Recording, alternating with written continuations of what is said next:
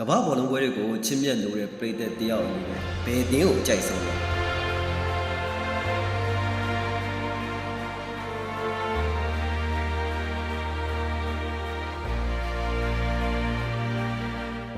ဘကိုးတင်းလို့ခေါ်တဲ့လက်ပါဘူးလား And Firmino and Luis Diaz. It's the perfect စင်ပြန်ကြီးလို့ခေါ်တဲ့အာဆင်နယ်လား away. Rice touches it on. Eza. Still Eza. Good feet. Eza. 2-0. The Gunners have doubled their lead. ဒါမှမဟုတ်ရင်လန်ထိတ်ကဆရာကြီးကြိုက်ကြတဲ့မန်ယူအသင်းလား Hero doubles Manchester United's advantage. Oh, he does love score. ဒီပွဲတွေကိုပရိသတ်ကြီးတို့ညတိုင်းရုပ်ပရက်တိုင်းကြည့်ရှုခွင့်ရနေတာဟာဘယ်လောက်တောင်ကံကောင်းလဲဆိုတာစဉ်းစားမိကြဘူးလားဒီလိုမျိုးကမ္ဘာလူဦးရေရဲ့တဝက်နီးပါးကြည့်ရှုခွင့်ရနေတဲ့ပွဲစဉ်တွေကိုလုံးဝကြည့်ရှုလို့မရတဲ့နိုင်ငံတစ်ခုရှိနေပါတယ်မှန်ပါတယ်ဒီနိုင်ငံကတော့မြောက်ကိုရီးယားနိုင်ငံပါပဲ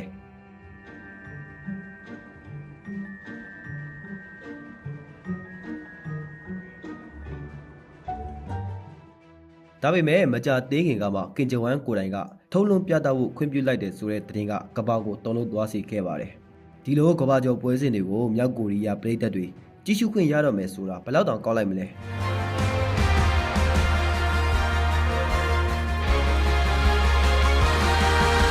ဒါပေမဲ့ဒီခွင့်ပြုချက်နောက်ကွယ်မှာကြောက်မက်ဖွယ်ရာကောင်းတဲ့ကန့်သက်ချက်တွေရှိနေပါတယ်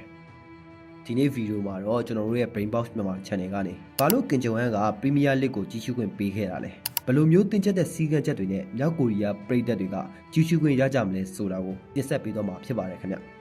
ပထမဆုံးအနေနဲ့မြောက်ကိုရီးယားဟာဘာလို့ကမ္ဘာအားစားတွေကိုကန့်သက်ထားလဲဆိုတာကိုနားလည်ဖို့လိုအပ်ပါတယ်နှစ်ပေါင်းများစွာကတည်းကနိုင်ငံခြားယဉ်ကျေးမှုအတွေးခေါ်တွေနိုင်ငံသားတွေစီမရောက်အောင်တင်ချက်စွာထိန်းချုပ်ထားတဲ့နိုင်ငံမှာတကယ်လို့နိုင်ငံခြားပွဲစဉ်တွေကိုဓာတ်ရိုက်ပြသမယ်ဆိုရင်ကွင်းတင်းကကြော်ညာတွေပြည်သက်တွေရဲ့လွတ်လပ်စွာဖော်ပြမှုတွေအဝတ်စားတွေကအစားမြောက်ကိုရီးယားစနစ်အတွက်စိတ်ခေါ်မှုတွေဖြစ်လာနိုင်လို့ပါပဲဒါကြောင့်သူတို့ဟာဘောလုံးပွဲတွေအပါအဝင်ပြင်ပလောကရဲ့ရုပ်ပုံလွှာမှန်သမျှကိုပိတ်ပင်ထားခဲ့တာပါဒါဆိုရင်ဘာလို့ကင်ဂျုံဝမ်ကဒီစနစ်ကိုပြောင်းလဲခဲ့တာလဲ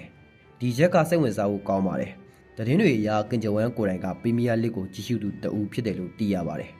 သူဟာနိုင်ငံတကာအားစားတွေကိုစိတ်ဝင်စားပေမဲ့သူ့နိုင်ငံသားတွေကိုတော့လိုလက်စွာကြီးစုခွင့်မပေးနိုင်ပါဘူး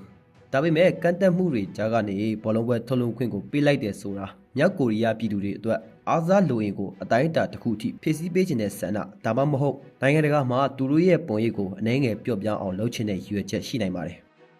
ဒါပေမဲ့ဒီခွင့်ပြုချက်တွေဟာလွတ်လပ်ခွင့်မဟုတ်ပဲထိန်းချုပ်မှုရဲ့နောက်ထပ်ပုံစံတစ်ခုသာဖြစ်တယ်ဆိုတာကိုအချက်၅ချက်ကတက်တည်ပြနေပါတယ်နံပါတ်1ဓာတ်ရိုက်ကြည့်ရှုခွင့်မဟုတ်တဲ့ဘောလုံးပွဲစဉ်ဘယ်ပွဲပဲလာဘလောက်ကောင်းတဲ့ပွဲဖြစ်ပါစေပွဲစဉ်တွေကိုလိုက်မပြသရပါဘူးအများနဲ့နောက်ကျပြီးမှပြသရမှာပါဘာလို့လဲဆိုတော့ဓာတ်ရိုက်ပြရင်ဝင်းထဲမှာဖြစ်ပေါ်နေတဲ့သူတို့မကြိုက်တဲ့အဖြစ်အပျက်တွေစာတမ်းတွေကိုဖျက်တောက်ချိန်မရတော့မှဆိုလို့ပါပဲနံပါတ်2မိနစ်90ကိုမိနစ်60တာပြသခြင်း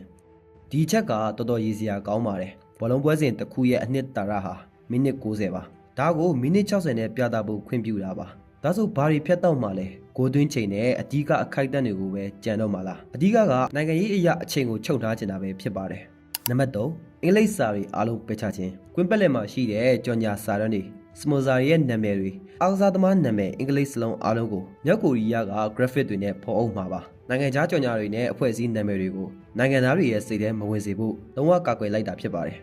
နံပါတ်4တောင်ကိုရီးယားကစားသမားပုံရိပ်တွေကိုဖယ်ရှားခြင်းဒီချက်ကအင်မတန်မှအရေးကြီးတဲ့နိုင်ငံရေးရည်ရွယ်ချက်အပြည့်ရှိနေပါတယ်။တော်တန်အော့စပါကဆွန်ရောင်ပင်ဒါမှမဟုတ်ရင်ဝူဖ်က